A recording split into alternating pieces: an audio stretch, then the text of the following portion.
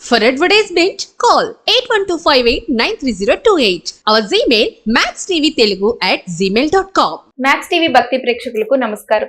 ఈ రోజు స్టూడియోలో మనతో పాటు ఉన్నారు ప్రముఖ ఆధ్యాత్మికవేత్త అనంతలక్ష్మి గారు. నమస్కారం అమ్మ. నమస్తే అమ్మ. అమ్మ, ప్రతిరోజు అసలు మీ దినచర్య అనేది ఎలా ఉంటుంది, ఎలా మొదలవుతుంది? అమ్మ, ముఖ్యంగా ఆడవాళ్ళకి జీవితంలో దినచర్య ఒకే రకంగా ఉంటుందని చెప్పలేం. ఫేజ్ వైజ్ ఉంటుంది. అవును, ఒక్కో ఫేజ్ లో మనం ఒక్కొక్క ఫేజ్ లో ఒక్కోలా ఉంటాయి. ఉద్యోగాలు చేసేటప్పుడు దినచర్య డిఫరెంట్గా ఉంటుంది. పిల్లలు చిన్నవాళ్ళప్పుడు వేరేలాగా ఉంటుంది. పిల్లలు పెద్దవాళ్ళు అయ్యాక వేరేలా ఉంటుంది. ఇంట్లో పెద్దవాళ్ళు వెళ్ళిపోయాక, అంటే ముసలివాళ్ళు అత్తగారులు వాళ్ళు వెళ్ళిపోయాక వేరేలాగా ఉంటుంది. పిల్లలు కూడా వెళ్ళిపోయాక మరోలా ఉంటుంది. అంచేత ఒక్కొక్కప్పుడు ఒక్కొక్కటి ఉంటుంది. మీరు ఎప్పుడు ఏ ఫేస్ ని ఎక్కువ కష్టంగా ఫీల్ అయ్యారు, ఏ ఫేస్ ని ఎక్కువ మీరు ఆనందంగా? ఏమోనమ్మా, అంత ఆలోచించే తీరుకుండేది కాదు. అంటే ఎలా ఉంటుందంటే రొటీను ఎవరో మన వెనకాల తరుగుతుంటే మనం పరిగెత్తినట్టే ఉంటుంది. అంటే భౌతికంగా మనసు కామ్గానే ఉంటుంది, శరీరం మాత్రం తరుగుతుంటే పరిగెత్తినట్టే ఉంటుంది. కనుక నడిచామనేది కూడా లేదమ్మా, వెనకాల వాళ్ళు తోస్తే మనం నడుస్తున్నాం. గతంలో మీరు ఆలోచిస్తే కొంచెం ఈ సందర్భంలో ఈ ఫేస్ లో నేను కొంచెం కష్టంగా ఫీల్ అయ్యాను అనేది? పిల్లలు చిన్నవాళ్ళప్పుడు, చిన్నవాళ్ళప్పుడు అటు ఉద్యోగం ఉండేది, జాయింట్ ఫ్యామిలీలో ఉండేవాళ్ళం. ఉద్యోగంలో మాకు ఒక రకమైనటువంటి డిసిప్లినే కానీ డిసిప్లిన్ వితౌట్ హ్యుమానిటీ అది ఉంది. దానివల్ల హ్యూమన్ టచ్ తక్కువైన డిసిప్లిన్ వల్ల చాలా కష్టమయ్యేది. ఒక 2 minutes లేట్ అయితే కూడా మాకు ప్రాబ్లం అయ్యేది. ఇంట్లో పిల్లలకు ఒంట్లో బాగుండకపోయినా అట్లాంటప్పుడు కొద్దిగా ఇబ్బంది ఫీల్ అయినా. తర్వాత పాఠాలు చెప్పడమే కాక కొంచెం ఉత్సాహం ఎక్కువ కదా, అందువల్ల ఎక్స్ట్రా కరిక్యులర్ యాక్టివిటీసు, ఎన్ఎస్ఎస్ ఇలాంటివన్నీ, ఎగ్జామినేషన్ ఇన్ఛార్జ్షిప్ ఇవన్నీ తీసుకునేటప్పటికల్లా వీటన్నిటిని మేనేజ్ చేసుకుంటూ కాలేజ్లో ఇన్ని చేసి, ఒకవేళ రాత్రి కల్చరల్ ప్రోగ్రామ్స్కి 8-9 అయితే కూడా మర్నాడు 10-1కి వెడితే రిజిస్టర్ లోపలికి వెళ్ళిపోయేది. ఇవాళ రాత్రి 8 దాకా ఉన్నాము అన్న కన్సిడరేషన్ కూడా ఉండేది కాదు. అట్లాంటప్పుడు అప్పుడప్పుడు కొద్దిగా అబ్బా అనిపించేది. కోపం కాదు కానీ నిస్త్రాణ, చెయ్యలేము, కాస్త అలసట అన్న ఫీలింగ్ వస్తూ ఉండేదమ్మా. అట్లా అంతకు తప్ప మిగిలిందంతా it's part of the game. మనం ఆనందిస్తూ ఉండడం మన స్వభావం తప్ప ఆనందం ఎక్కడి నుంచో రాదు. ఫుడ్ ఎలా తీసుకుంటారమ్మా మీరు? ఫుడ్ ఎలా తీసుకుంటారు? అంటే అన్ని తింటారా, లేకపోతే ఏమైనా కొన్ని అవాయిడ్ చేస్తారా? కొంచెం రెస్ట్రిక్షన్సే ఉన్నాయి ఫుడ్ విషయంలో. ఎందుకంటే నాకు కొద్దిగా మసాలాలు, వెల్లుల్లిపాయ, ఉల్లిపాయ ఇట్లాంటివి పడవమ్మా. నాకు పడవ అసలు. నేను ట్రై చేశాను తిందామని, కొంచెం తిన్నాక అవి తింటే చాలా అనీజీగా ఫీల్ అయ్యి వదిలేయడం మంచిదే, మనకు చికాగ్గా ఉన్నప్పుడు ఎందుకు తినాలి అని చెప్పి అవి వదిలేయడం. అలాగే వెజిటేరియన్ తింటారా? Only vegetarian, pure vegetarian. అంతే. రాత్రి పూట భోజనం చేస్తారమ్మా? రాత్రి చేయరా? చాలా కాలం అయింది రాత్రి భోజనం చేసి. అంటే మరి ఏమైనా చపాతీ అస్సలు అవి కూడా తిన. అది భోజనం కాదా? పళ్ళు తింటాను సాధారణంగా. డైలీ నా ఈవినింగ్ డిన్నర్ ఫ్రూట్స్తో ఉంటుంది. తినకూడదు నియమం లేదు కనుక వన్స్ ఇన్ ఏ వైల్ ఎప్పుడన్నా పగలు బయటికి వెళ్ళి భోజనం చేయక లేదా సరిగ్గా తినక ఉన్నప్పుడు ఏదో ఒకటి ఇంట్లో వాళ్ళకి చేస్తాం కదా, వాళ్ళతో తినకూడదన్న రూల్ కాదు, అలవాట్లేదు అంతే. వాళ్ళతో పాటు ఏదైనా లైట్గా తీసుకుంటాను, తినకూడదని లేదు. కానీ బయట తింటుంటారా హోటల్స్ లో, రెస్టారెంట్స్ లో? ఎప్పుడో జరిగినాయి అవన్నీ. ఇప్పుడంత పెద్ద అదొరుకున్నంత బాగా దొరుకుతున్నాయా అన్నది కూడా కొంచెం అనుమానాస్పదమే. వెళ్ళిన తర్వాత మేము మైనారిటీలో పడతామమ్మా ఫుడ్ విషయంలో. మేము తినేది ఏదన్నా ఉందా అని వెతుక్కోవాల్సి ఉంటుంది. అందువల్ల కొంచెం ఎందుకన్నా ఏది ఇష్టపడతారమ్మా ఎక్కువ? అంటే ఎలాంటివి ఇష్టపడతారు ఫుడ్?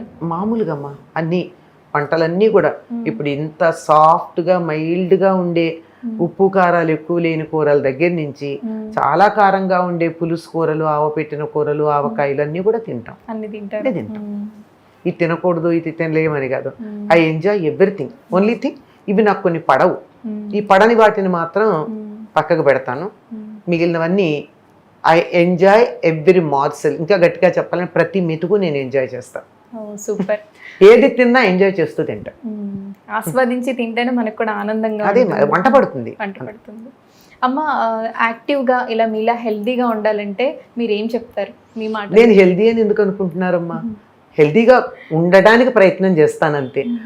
ఏజ్ వైజ్ రావాల్సినవన్నీ వస్తూనే ఉంటాయి. It's part of the game. అంటే అలా దాన్ని కూడా మనకి ఇప్పుడు ఈ రోజుల్లో మనకి 30s 40s వచ్చేటప్పటికి అందరూ చేయలేకపోవడం లేదా ఏవో ఒకటి డిసీజెస్ రావడం. ఎందుకంటేనమ్మా మానసికంగా వాళ్ళు సిద్ధంగా లేరు పని చేయడానికి. ఎంతకాలం చేయాలి మేము, చేయకపోతే ఏమైంది, మాకు నెలకి 20,00,000 రూపాయలు వస్తున్నాయి కదా, నేను కూర్చుని చేయించుకోవాలి కానీ నేను ఎందుకు చేయాలి అన్న యాటిట్యూడ్ ఉంది. అది మనిషిని అనారోగ్యం పాలు చేస్తాం. అది మన దగ్గర డబ్బు ఉంది, పని వాళ్ళని పెట్టుకోగలం, ఇవన్నీ ఇట్స్ ఓకే, కానీ మనం కూడా పని చేయాలి. శరీరాన్ని ఉంచినప్పుడు మాత్రమే మనసు బాగుంటుంది, ఆరోగ్యం బాగుంటుంది. వాడకుండా మీరు ఏదైనా ఒక యంత్రాన్ని కొన్నాళ్ళు పెట్టండి, పనిచేస్తుందా? పనిచేయదు. శరీరాన్ని పని చేయించండి, చక్కగా చేస్తుంది. అయితే దాని శక్తిని మించి చేయించకూడదు. మనకు చెప్తుందండి శరీరం ఇంతకన్నా ఎక్కువ చెయ్యొద్దని, అప్పుడు దాన్ని మానాలి. కానీ వీలైనంత వరకు దాన్ని ఖాళీగా పెట్టకండి, అప్పుడు బాగుంటుంది. అమ్మ మీరు వంట బాగా చేస్తారా? ఒకప్పుడు చాలా బాగా చేసేదాన్ని, ఇప్పుడు చేయట్లేదు. అది చరిత్ర. అవునా? ఓకే. ఇప్పటికన్నా చేస్తే మాత్రం చాలా బాగానే చేస్తాను. కానీ రెగ్యులర్ గా కాదమ్మా, రెగ్యులర్ గా చేసుకోవాలంటే ఒక్కడం అయిపోయేటప్పటికి ఇంట్రెస్ట్ తక్కువ. పిల్లలు వస్తున్నారంటే మాత్రం బాగానే చేస్తాం. అంటే ఎక్కువ మీకు కాంప్లిమెంట్ ఎవరు, ఏది బాగా చేశారని మీకు కాంప్లిమెంట్ ఇస్తారు? పిల్లలు వస్తుండే మా అమ్మాయి సిక్కింలో ఉన్నప్పుడు కూడా ఫ్లైట్ ఎక్కబోతూ ఫోన్ చేసేదమ్మా, నేను వస్తున్నాను, నాకు టమాటా కానీ మామిడికాయ కానీ పప్పు, కొబ్బరికాయ పచ్చడి, చారు ఇవి తప్పనిసరిగా, లేదా ముక్కలతో పులుసు, టమాటా పచ్చడి, తోటకూర పులుసు, లేకపోతే గోంగూర పులుసు, ఇలాంటివి చేయమని చెప్తూ ఉండేవారు. అలాగే అండి మనం ఎంత రెస్టారెంట్ లో తిన్నా తల్లి వంటకి ఏది మించదు. మనకి చిన్నప్పటి నుంచి తినడం వల్ల అలా అలవాటు అయిపోతుందో ఏమో, కానీ మా రుచి అన్నది, రుచిని గురించి ఏం చెప్తారంటే అలవాటు అన్నారు. మన టేస్ట్ బడ్స్ కి మనం చిన్నప్పటి నుంచి ఏది అలవాటు చేస్తే వాటిని అవి ఎంజాయ్ చేస్తాయట. దానికి అనుబంధంగా ఉండే రుచులను కూడా ఎంజాయ్ చేస్తాయి కనుక అవి అట్లాగే ఉంటాయి. అలాగా ఏదైనా సరే పిల్లలకైతే మన తల్లి ఏది చేస్తే అది నచ్చుతుంది. ఇంకా బయట వాళ్ళు కూడా కొంతమంది ఒక్కొక్కటి స్పెషాలిటీ ఉంటుంది, ఇది బాగా చేశాను అని చెప్పి. అది కాకరకాయ స్టఫ్ అలాంటివన్నీ, లేకపోతే క్యాప్సికమ్ స్టఫ్ లాంటివి విత్ మినిమం ఆయిల్. నా వంటలో ఆయిల్ చాలా తక్కువ ఉంటుంది. అలాగా చేస్తాను గనక ఇలా కొన్ని అలాంటివి మేము వస్తున్నాం ఇది చేయమని అడుగుతూ ఉంటారు అంతే. మిగిలినవన్నీ కూడా పర్వాలేదు, బాగానే చేస్తాననే, బాగానే చేసినట్టే, లేకపోతే పిల్లలు ఎలా పెరిగారు. నేను బాగా చేస్తాను నీ తల్లి చెప్పుకోనక్కర్లేదమ్మా, పిల్లలకు కావాల్సినట్టు చేస్తుంది, అయిపోతుంది, వాళ్ళకి నచ్చేటట్టు కూడా చేస్తుంది. ప్రస్తుతం అయితే అందుకే చెప్పాది చరిత్రమా పాస్ట్ టెన్స్ అని చెప్పింది. ఇప్పుడు అంతగా మీరు అప్పుడు బాగా చేశారంటే ఎప్పుడైనా సరే మీరు గరిటె పట్టుకుంటే ఖచ్చితంగా బాగా చేస్తారు. అదే అప్పుడప్పుడు అనుమానం వస్తుంది, ఉప్పు కారాలు అలవాటు పోయింది కదా, సరిగ్గా వేస్తున్నానా లేదా అని. కానీ చేయడం మాత్రం పర్వాలేదు. ఎట్టి పరిస్థితుల్లో నా మనవాళ్ళ దగ్గర నుంచి ఆఖరికి మా చిన్న మనవరాల దాకా కూడా చారు అడుగుతారు. చారు బాగా చేస్తారు, టమాటా చారు. టమాటా వేయనమ్మా, చారు అంటే చారు అంతే. మళ్ళీ మనకి చారుల్లో ఎన్ని రకాలు ఉన్నాయి, అవి వేరు. టమాటా చారు వేరుంది, మైసూర్ రసం వేరుంటుంది, పుదీనా వేసింది వేరుంటుంది, అవన్నీ విడివిడిగా రకరకాల చారులు ఉన్నాయి. ఇన్ని చేసేదాన్ని, అన్ని ఉన్నాయి. కానీ ఇప్పుడు చేస్తే సింపుల్ చారు, మహా అయితే ఒక ములక్కాడ వేస్తాం, అంతగా తప్ప ఇంకేమీ ఉండదు. అది చారు పొడి మనం తయారు చేసుకున్న దాన్ని బట్టి ఉంటుంది అంతే, అంతకి తప్ప. అవన్నీ చేసామమ్మా. ప్యూర్ టమాటా రసం చేసింది, దట్స్ డిఫరెంట్. అందులో మొత్తం టమాటా పల్పు తయారు చేసి అదంతా చేసేది, అది వేరు. అట్లాగా మీరు ఉద్యోగం చేస్తూ అంటే అప్పుడప్పుడు ఫ్రీ టైంలో ఉన్నప్పుడు ఇలాంటివన్నీ చేస్తూ ఉండేవాళ్ళమ్మ? ఇది వంటలు రెగ్యులర్ గా చేయండి ఎట్లా? అలా కాదమ్మా, ఏమైనా స్పెషల్స్ చేయాలంటే ఈవినింగ్స్ మార్నింగ్ రొటీన్ అమ్మా. మార్నింగ్ రొటీన్ ఉంటుంది కదా పిల్లలకి డబ్బాల్లో పెట్టడానికి, మధ్యాహ్నం తినడానికి ఇక్కడ ఇవన్నీ చేయాలి కదా. ఈవినింగ్ ఇలాంటి స్పెషల్స్ అన్ని ఆ రోజుల్లో ఇవన్నీ స్విగ్గీలో అన్ని రోజుల్లో లేని రోజుల్లో ఇంట్లో రకరకాల ఐస్ క్రీమ్లు చేసేవాళ్ళం. ఐస్ క్రీమ్స్ తగ్గించి అప్పట్లో మార్కెట్ లో కొనకూడదని చెప్పి జామ్లు సాస్లు అన్ని కూడా ఇంట్లోనే చేసి పెట్టుకునేవాళ్ళు. ఊరగాయలతో పాటు ఇవన్నీ కూడా చేసి పెట్టుకునేవాళ్ళం. అలాగే అప్పటికి ఇంకా మనకి నూడిల్స్ 2 minutes నూడిల్స్ మ్యాగీ అవన్నీ రాలేదు. అవన్నీ రాని రోజుల్లో నూడిల్స్ అక్కడ మూలంగా ఉన్న నూడిల్స్ తెచ్చి వాటితో ఇంట్లో స్పెషల్ నూడిల్స్ చేయడం ఇలాంటివన్నీ అప్పటి మాట. చేశారు మీరు బానే. చరిత్ర అని చెప్తున్నాను, పాస్ట్ టెన్స్ అంతా భూతకాలం. ప్రస్తుతం అయితే ఏం చేయట్లేదు. సరే అమ్మా, ధన్యవాదాలమ్మా. మంచిదమ్మా.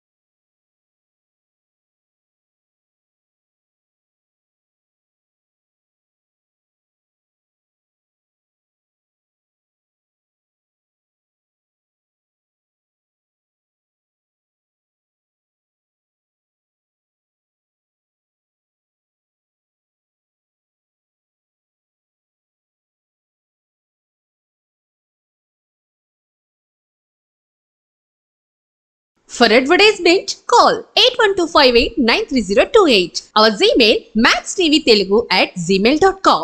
మాతృదినోత్సవం అని చేస్తోంది కానీ ప్రపంచం అంతా. భారతీయులకి ప్రతిరోజు మాతృదినోత్సవేనమ్మా. తప్పనిసరిగా మన వాళ్ళందరూ తల్లిదండ్రులకు నమస్కారం చేస్తూనే ఉంటారు. ప్రతిరోజు కాకపోయినా మంచి పనులు చేసేటప్పుడు ఎప్పుడైనా బయటికి వెళ్ళేటప్పుడైనా తల్లికి తండ్రికి నమస్కారం చేస్తారు. ప్రత్యేకంగా చేయాల్సినటువంటి పని కూడా మనకి చెప్పాల్సిన అవసరం లేదు. చదువైపోయి బయటికి వెడుతున్న విద్యార్థికి గురువుగారు స్నాతకోత్సవంలో అంటే కాన్వకేషన్లో చెప్పే మొదటి ఆదేశం మాతృదేవోభవ అని, తర్వాతే పితృదేవోభవ. మరి ఇలాంటి సంస్కృతిలో ఉన్న మనం పాశ్చాత్యుల చేత ఒక మహిళ మాతృదినోత్సవం చేసుకుని తల్లిని గౌరవించాలి అని చెప్పించుకోవడం ఒక రకంగా సిగ్గుచేటే. ఆ స్థాయి నుంచి మనం ఎదిగి ప్రతిరోజు మాతృదినోత్సవం చేసుకునేటటువంటి సంస్కృతులకు మళ్ళీ గౌరవించడమే ప్రతిరోజు మాతృదినోత్సవం అంటే రోజు ఆవిడకి బహుమానాలు ఇవ్వండి, నమస్కారాలు చేయండి అని ఏం చెప్పట్లేదు, గ్రీటింగ్స్ ఇవ్వండి కాదు. బాధ కలిగించే పనులు చేయకుండా ఉండి ప్రతిరోజు మాతృదినోత్సవం చేసుకునేటటువంటి మన ప్రాచీన సంస్కృతికి మళ్ళీ మనం ప్రయాణం చేద్దాము అని అనుకుంటూ దానికి ప్రాతిపదికగా మొట్టమొదట ఇవాళ మనం అందరం చేసుకోవాల్సిన నిర్ణయం ఏమిటంటే అమ్మ అని పిలుద్దాం, పిలిపించుకుందాం.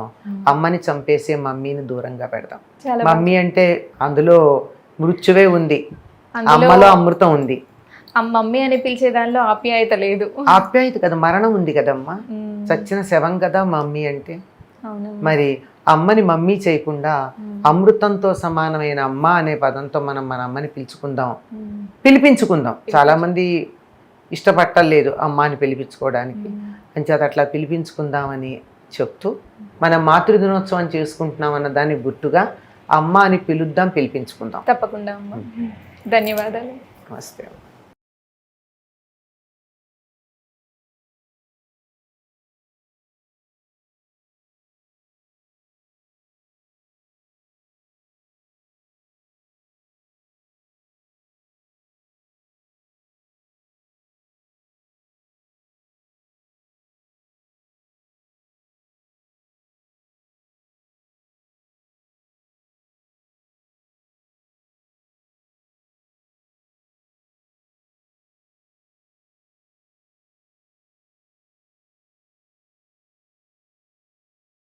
For advertisement, call 8125893028. Our Gmail, maxtvtelugu@gmail.com. Max TV ప్రేక్షకులకు నమస్కారం. మాతృదినోత్సవం ప్రత్యేక కార్యక్రమానికి స్వాగతం. ఈరోజు స్టూడియోలో మనతో పాటు ఉన్నారు ప్రముఖ ఆధ్యాత్మికవేత్త అనంతలక్ష్మి అమ్మ. నమస్కారం అమ్మ. నమస్తే తల్లి. ఎలా ఉన్నారండి? నేను బాగున్నానమ్మా, మీరు ఎలా ఉన్నారు? బాగున్నానమ్మా. అమ్మ, మదర్స్ డే గురించి నేను మీతో మాట్లాడదాం అనుకుంటున్నాను. తప్పనిసరిగానమ్మా. అమ్మ, ప్రతి తల్లి గొప్పదే, కానీ మాతృదినోత్సవం రోజు చాలా మంది ఇప్పుడున్న మోడర్న్ కల్చర్లో ఇన్స్టాగ్రామ్లో స్టోరీలు పెట్టుకోవడం లేదా వాట్సాప్లో స్టేటస్లు పెట్టుకోవడంతో ఆ రోజు అంటే అసలు మాతృదినోత్సవం రోజు మనం ఒక తల్లికి ఏ విధంగా కృతజ్ఞత తెలుపుకోవాలి, ఏ విధంగా చేసుకోవాలంటారు మీ అభిప్రాయం ప్రకారం? తల్లికి కృతజ్ఞత తెలుపుకోవడం అన్నది అయ్యే పని కాదమ్మా. ఆ తల్లికి ఎవ్వరు కూడా సరైనటువంటి కృతజ్ఞత తెలుపుకోలేరు. ఎందుకంటే తన జీవితాన్ని, తన ప్రాణాన్ని ఒడ్డి మరొక జీవికి ప్రాణాన్ని పోస్తుంది తల్లి. అంటే ప్రత్యేకంగా దానికోసం అని నేను నా ప్రాణాన్ని నీకు ఇస్తున్నాను ఇలాంటి మాటలు చెప్పడం, ఒక నిర్ణయం తీసుకోవడం ఏమి ఉండదు. కానీ అప్రయత్నంగా జరిగేటటువంటి పని. ఆడవాళ్ళకి అందరికీ తెలుసు కదా, ఇప్పుడైతే కొంత వైద్య సదుపాయాలు ఉన్నాయి, కానీ ఇంతకుముందు లేని రోజుల్లో ప్రతి ప్రసవం ఒక పునర్జన్మగానే భావిస్తూ ఉండేవారు. దానికి కూడా సిద్ధపడి ఎంతమంది పిల్లల్ని కన్నారు. ఎందుకంటే మరొక జీవికి ప్రాణం ఇవ్వడం అనేటటువంటి తన ప్రాణాన్ని రిస్క్లో పెట్టుకుని మరి, ప్రాణం గండం ఉందని తెలిసి కూడా పణంగా పెట్టి మరి మరొక జీవికి ప్రాణం పోయడానికి సిద్ధపడేటటువంటి తల్లికి రుణం ఎట్లా తీర్చుకుంటారండి? అందువల్ల రుణం తీర్చుకోవటం, ఐ రిపీట్, కృతజ్ఞత. అందువల్ల రుణం తీర్చుకోవడం లాంటి పదాలు మనం వాడలేము. ఆవిడ పట్ల గౌరవాన్ని కలిగి ఉండాలి, ఆవిడ్ని భక్తిగా అనుసరించాలి, అంతే. అంతకన్నా చేయగలిగింది ఏం లేదు. ఎంత చేసినా రుణం అయితే తీరదు. ఏం చేసుకున్నా రుణం తీరదు. రుణం అయితే అమ్మ, అదేంటి, ఆ అమ్మ చేసుకోలేని స్థితిలో ఉన్నప్పుడు మనం ఆ అమ్మని చూసుకోవడం ద్వారా, మనం చిన్నపిల్లలప్పుడు అమ్మ ఎంత బాగా చూసుకుంటుందో వాళ్ళు ఒక వయసు వచ్చిన తర్వాత వాళ్ళని చూసుకోవడం ద్వారా కొంత మనకి సాటిస్ఫాక్షన్, మనకి వ్యక్తిగతమైనటువంటి తృప్తి. అది తృప్తి అంటే ఏదో గొప్ప పని చేశామని కాదు, బతకడానికి గాలి పీల్చుకోవడం ఎంత అవసరమో వృద్ధులైనటువంటి తల్లిదండ్రులు చూడడం అంత అవసరం అమ్మా. అది ఒక బాధ్యత, అదొక కర్తవ్యం, తప్పనిసరిగా చేయవలసినటువంటి పని. అదేదో అధికంగా చేశామని కానీ, దానివల్ల మనం ఏదో ఉద్ధరించామని కానీ, చాలా గొప్పవాళ్ళం అయ్యామని కానీ చెప్పుకోవడానికి వీల్లేదు. అట్లా చెయ్యకపోతే గొప్పవాళ్ళం కాలేకపోతాం, కానీ అట్లా చెయ్యడం అనేది గొప్పతనం కానే కాదు, మామూలు కర్తవ్యం, తప్పనిసరిగా నిర్వర్తించవలసినటువంటి బాధ్యత, అంతే, అంతకన్నా ఇంకేం కాదు. అయితే ఈ రుణం తీర్చుకునేటందుకు పితృణం అంటారు. అంటే పితృదేవతలు అంటే తల్లి తండ్రి ఇద్దరు వస్తారు. వాళ్ళకి రుణం తీర్చుకునే పద్ధతి మన వాళ్ళు పూర్వం చెప్పారు. అంటే పూర్తిగా తీర్చకపోయినా కొంతవరకు. మొదటిది, వాళ్ళు జీవించి ఉండగా వారు చెప్పినట్టు వినడం, వాళ్ళు చెప్పినట్టుగా. రెండోది, వాళ్ళు బతికుండగా వాళ్ళకి కావాల్సిన అవసరాలు తీర్చడం. మూడోది, వారు చనిపోయిన తర్వాత వారికి పితృకర్మలు చేయడం. ఇవి ఒక ఎత్తు. నాలుగవది, సంతానాన్ని కని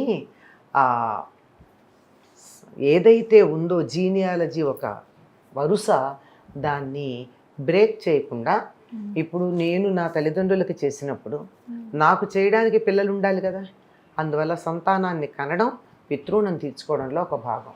ఈ రకంగా 3 అంచెల్లో, ఒకటి బతికుండగా అన్నం పెట్టి వాళ్ళ మాటలు విని వాళ్ళకి సేవ చేసి ఇదంతా ఒకటైతే, పితృకర్మలు చేయడం చనిపోయాక చేయడం రెండైతే, మూడోది సంతానాన్ని కనడం. ఇప్పుడు 3 చేస్తే కొంత రుణం తీర్చుకున్నట్టు అంతే. అమ్మ, తల్లి ప్రేమ ఎటువంటిది మీ మాటల్లో వినాలన్నా? తల్లి ప్రేమ ఎట్లాంటిదంటే, ఒక చిన్న కథ చెప్తారు, మీకు కూడా తెలిసే ఉంటుంది. ప్రియురాలు బహుమానంగా మీ అమ్మ గుండె తీసుకురా అంటే గుండె తీసుకెడుతూ పరిగెత్తుకుంటూ వెడుతుంటే గుండె కింద పడిందట. పడితే వంగి తీస్తుంటే, నాయన దెబ్బ తగులుతుంది జాగ్రత్త అందిట ఆ గుండె. అంటే తన గుండె తీసుకుని వెడుతున్నటువంటి కొడుకుని తన ప్రాణం తీశాడని తెలిసి కూడా నీ విషయం జాగ్రత్త అని చెప్తోంది. అదమ్మా తల్లి ప్రేమ. అలా ఉంటుంది అంటారు. అదే జగద్గురు శంకర్లు చెప్తారు, కుపుత్రో జాయేత్వచిదపి కుమాతా నభవతి. ఎప్పుడైనా ఒక చెడ్డ కొడుకుంటే ఉండొచ్చు, కానీ చెడ్డ తల్లి మాత్రం ఉండదండి. ఇంకొక మాట, ఒక స్త్రీ చెడ్డ కూతురు కావచ్చు, చెడ్డ అక్క చెల్లెలు కావచ్చు, చెడ్డ భార్య కావచ్చు, చెడ్డ ఉద్యోగి కావచ్చు, చెడ్డ పక్కింటి ఆవిడ కావచ్చు, చెడ్డ స్నేహితురాలు కావచ్చు, అన్ని పోస్టుల్లోనూ చెడుగా ఉండొచ్చు. తల్లిగా మాత్రం చెడుగా ఉండదు. తల్లిగా మాత్రం చెడ్డతనం ఉండనే ఉండదు. అమ్మ ఉన్నారు ఫలానా అని ఒకటో రెండో మీరు ఉదాహరణలు చెప్తారు, వాళ్ళు మానసిక రోగులు అయి ఉండాలి తప్ప మామూలు మనుషులైతే కాదు. అవునమ్మా, ఖచ్చితంగా. ఏదైనా మానసిక లోపం ఉంటే ఏమైనా అది వాళ్ళకి అర్థం కాక తెలియని స్థితిలో ఏం చేస్తున్నామో తెలియని స్థితిలో చేసి ఉండాలి, లేదా తెలివి తక్కువతనంగా ఇది బిడ్డకి మంచి అనుకుని హాని చేసి ఉండాలి తప్ప. పురిటి నొప్పులు ఏదైతే అది భరించి అది కన్నప్పుడు అయితే ఖచ్చితంగా అమ్మ పురిటి నొప్పులు ఇప్పుడు 9 నెలలు వాళ్ళకి కావాల్సినవి తినరు కదమ్మా, 10 నెలలు బిడ్డ కోసం చాలా కష్టపడతారు కదా. కంట్లో నలుసు పడితే భరించలేరే, అట్లాంటి పొట్టలో 3-4 కేజీలు భరిస్తారే. అలా భరించిన తర్వాత ఆ లోపల ఉన్నటువంటి జీవికి అనుగుణమైన ఆహారమే తింటారు కదా. వీళ్ళ రుచులు ఉండవు, తర్వాత వైద్యులు చెప్పినవి ఉంటాయి, ఇన్ని నియమాలు పాటిస్తారే. 9 నెలలు మెడిసిన్స్ వేసుకోవాలి. అదే మరి వాళ్ళు ఎలా పెద్దలు చెప్పినట్టు ఉంటారే. మంచి బిడ్డ కలగాలంటే ఏం చేయాలంటే అవన్నీ కష్టమైనా చేస్తారే, నొప్పులు పడతారే. ఇదంతా ఒక ఎత్తు. అయిన తర్వాత పిల్లల్ని పక్కలో పడుకోబెట్టుకుని వాళ్ళు 1-2 ఉమ్మి ఇవన్నీ చేస్తే వాటన్నిటిని భరించుకుంటూ అది అసహ్యమని కూడా అనిపించదు. పక్క వాళ్ళది అసహ్యంగా అనిపిస్తుంది, తన బిడ్డ తనకు అసహ్యం కూడా అనిపించదు. వాటి ఒక చేత్తో అన్నం తింటుండగా బిడ్డని ఇలా ఒళ్ళో పడుకోబెట్టుకుని తింటూ ఉంటే 1-2 చేస్తే ఈ చేత్తో ఇట్లా తుడిచి అలా తింటుంది తప్ప వెంటనే అసహ్యించుకొని కూడా అసహ్యించుకోదు కదా. మరి ఆ స్థితి, మానసిక స్థితి అట్లా ఉంటుంది. ఆ తర్వాత తను తినే ఆహారం తన కోసం కాదు, ఇద్దరి కోసం తింటుంది. తిని ఆహారాన్ని పచనం చేసి పిల్లవాడు తాగడానికి అనువుగా ఉండేటటువంటి పాల రూపంలో తయారు చేసి ఇస్తుంది. మీకు ఇంకో సంగతి తెలుసో తెలియదో, అత్యాధునికమైనటువంటి పరిశోధనలు తల్లిపాల మీద చాలా చేశారు. అందులో ఒకటి ఏమిటంటే తల్లి పాలు ప్రతి బిడ్డకి కస్టమైజ్డ్గా తయారవుతాయట. ఒక స్త్రీకి 4-5 పిల్లల్ని కందనుకుంటాం, ఆ బిడ్డకి ఎటువంటి పాలు కావాలో అట్లాంటి పాలే ఆ సమయంలో ఆవిడలో తయారవుతాయట. బిడ్డకు అనుగుణంగా, బిడ్డకు కావలసినట్టుగా. ఆ బిడ్డ పాలు తాగుతూ ఉన్నప్పుడు స్పర్శ ఉంటుంది కదా, ఆ స్పర్శని బట్టి ఎట్లాంటి పాలు ఆ బిడ్డకు కావాలో అట్లా తయారవుతాయి. మరి అంత గొప్ప మెకానిజం ఎలా ఉందంటే సృష్టిలో. అంచేత తల్లి అనేది ఒక అద్భుతం. ఆ అద్భుతానికి మూల కారణమైనటువంటి జగన్మాత ఉంది కదా, ఆవిడ అంశ ఈ జీవులందరిలో ఉంది కదా. ముఖ్యంగా ఆడజీవులన్నిటిలోనూ కూడా జగన్మాత అంశం ఉంది కనుక ఆడవాళ్ళందరినీ మనం తల్లులుగా భావిస్తూ ఉంటాం. చాలా చక్కగా చెప్పారమ్మా, ధన్యవాదాలు. మంచిదమ్మా.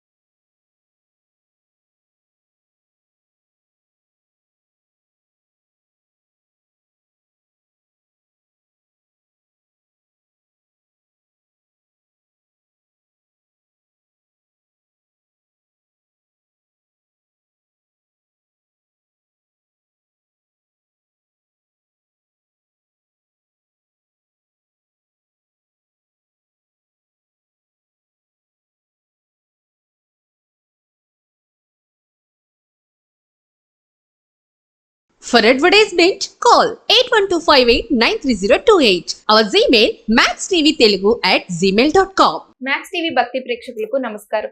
ఈ రోజు స్టూడియోలో మనతో పాటు ఉన్నారు ప్రముఖ ఆధ్యాత్మికవేత్త అనంతలక్ష్మి గారు. నమస్కారం అమ్మా. నమస్తే అమ్మా. అమ్మ, అక్షయ తృతీయ విశిష్టత ఏంటో మాకు తెలియజేస్తారా? వైశాఖ శుద్ధ తృతీయని అక్షయ తృతీయ అంటారమ్మా. ఈనాడు ఏది చేసినా దాని యొక్క ఫలితం అంతు లేకుండా ఉంటుంది. క్షయం అంటే నశించటం, అక్షయం అంటే నశించనిది, నశించనంత ఫలితం ఉంటుంది అని ఒక స్థాయిలో చెప్తారు. వాస్తవానికి అక్షయం అంటే ఏమిటి అంటే నాశము లేనటువంటిది శాశ్వతమైన మోక్ష పదవి లేక బ్రహ్మ లోకం. అటువంటి స్థితి అక్షయ స్థితి మనకి ఇచ్చేటటువంటి తిథి. అంచేత చాలా ధార్మికమైనటువంటి కార్యక్రమాలు చేయడానికి ఎవరికి వారు తమని ఉన్న స్థితి నుంచి ఉన్నత స్థితికి ఎదిగేట్టుగా చేసుకోవడానికి సహకరించేటటువంటి తిథి అక్షయ తృతీయ. ఈనాడు ఏమాత్రం జపం చేసినా, పూజ చేసినా, ఏది చేసినా అంతులేనంతటి ఫలితాన్ని ఇస్తుంది. అందువల్ల ఎంతగా ఇస్తుందంటే అంతు లేదంతే. నువ్వు ఇంత పుణ్యం చేస్తే, పుణ్యకార్యం చేస్తే నీకు ఇంత పుణ్యం వస్తుంది. కానీ ఇవాళ ఇంత పుణ్యకార్యం చేస్తే కూడా ఇంత మన చేతులు ఇలా పెడితే ఎంత దూరం పెడతాయో అంతకన్నా ఎక్కువ. అంతు లేదు. ఆ పుణ్యంలోంచి ఇలా తీయండి తీయండి తీయండి ఎంత తీసినా ఉంటుంది. అలా ఉండేటటువంటి సత్ఫలితాలను ఇచ్చేటటువంటిది అక్షయ తృతీయ. అందుకని ఈనాడు సత్కార్యాలు చాలా చేయమని చెప్పారు. ఈనాడు తప్పకుండా చేయవలసింది ఏమిటి అంటే ప్రపాదానం చేయమన్నారు. ప్రపాదానం అంటే ప్రప అంటే చలివేంద్రం. చలివేంద్రం అంటే తెలుసో తెలియదు, చల్లని మంచినీళ్ళు ఉచితంగా పంచేటటువంటిది. చలువ పందిరి పైన ఇలా తాటాకు పందిరి వేసి కుండల్లో నీళ్లు పెట్టి దాని చుట్టూతా ఇంకా చల్లగా ఉండడానికి బట్ట ఏదన్నా చుట్టి ఇలా కాడ ఉన్నటువంటి దాంతో ఇలా ముంచి బాటసార్లకి నీళ్ళు ఇస్తూ ఉండేటటువంటిది ఇది. కానీ ఇప్పుడు మనం అది చెయ్యాలి అంటే ఇప్పటికే మనకి ఋతువుల్లో కొంచెం మార్పు వచ్చి ఎప్పుడో 2 నెలల నుంచి ఎండలు వచ్చేసాయి కనుక ముందే చేస్తాం.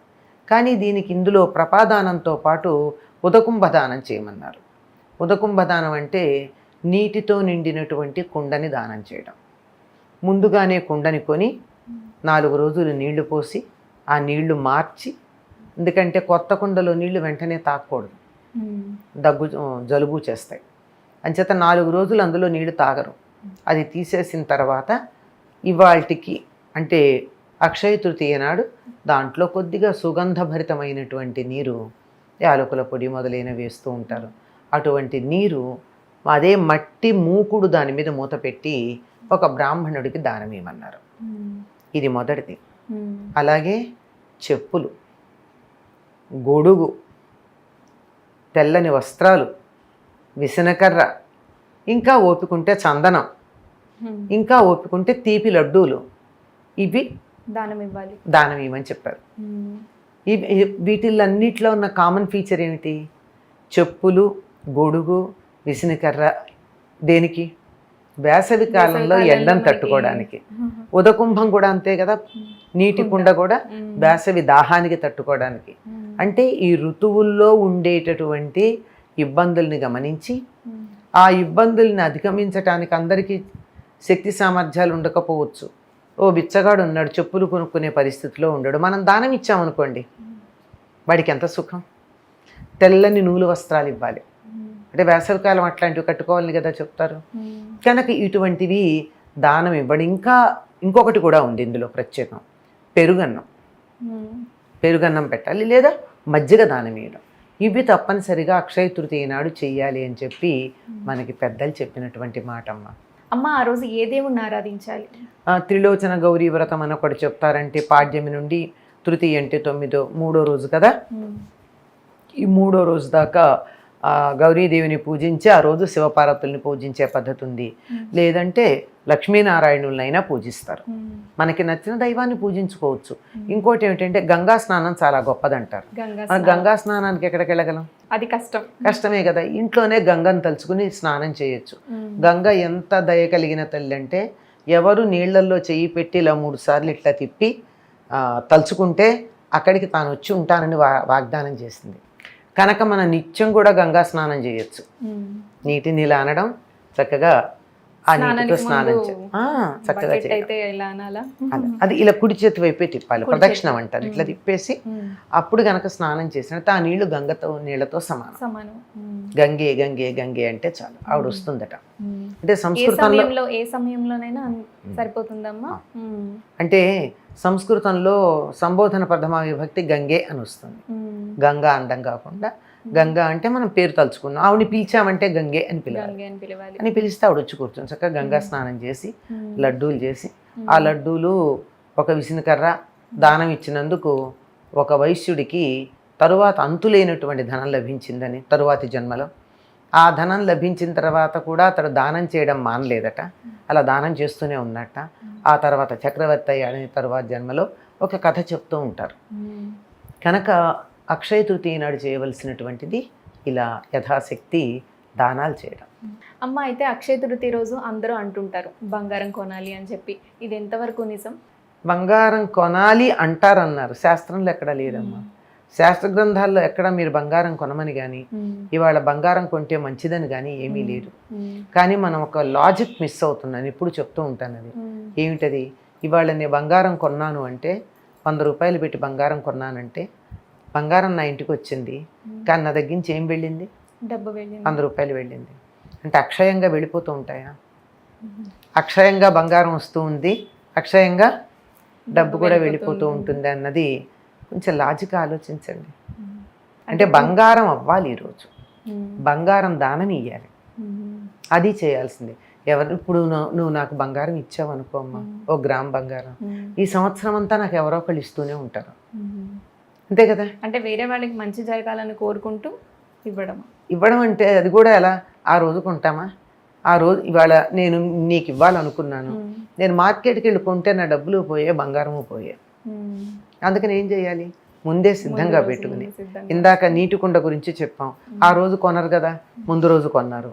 ఇంట్లో కొంత స్వయం పాకం ఇస్తారు, చెప్పులు, ఇలాంటివన్నీ ఆ రోజు కొనరు కదా, ముందు రోజు కొని ఇంట్లో పెట్టుకుని ఆ రోజు దానం ఇచ్చారు. అంటే ఇప్పుడు అక్షయ తృతీయ రోజు కూడా మనం బంగారం ఎవరికైనా దానం ఇవ్వాలంటే ముందుగా మనం కొనుక్కున్న తర్వాత అంతులేనటువంటి ఫలితం వస్తుంది. బంగారం మనకి ఉన్నటువంటి వస్తువుల్లో చాలా విలువైనదిగా చెప్పబడుతూ ఉంది. బంగారం పాపాన్ని కూడా క్యారీ చేస్తుంది.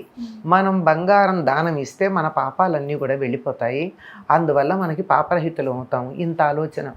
అయితే అక్షయ తృతీయ రోజు మనం బంగారం కొనుక్కోవడం కన్నా దానం ఇవ్వడం ఎక్కువ మనకి ఫలితాన్ని కలిగజేస్తుంది. ఇవ్వమనే చెప్పారు, కొనమని ఎక్కడ శాస్త్రాల్లో కొనమని లేదు. అన్ని దానాలు చెప్పారు, ప్రముఖంగా ఈ దానాలు చెప్పారు, కొన్నింటిని మన ఇష్టం మిగిలినవన్నీ. అలాంటి వాటిల్లో బంగారం దానం ఇలాంటివి కూడా ఉన్నాయి. బంగారం అన్నిటికన్నా విలువైందిగా మనం భావించుకుంటాం కనుక అది కూడా ఇస్తే మంచిదే. ధన్యవాదాలమ్మా. మంచిదమ్మా.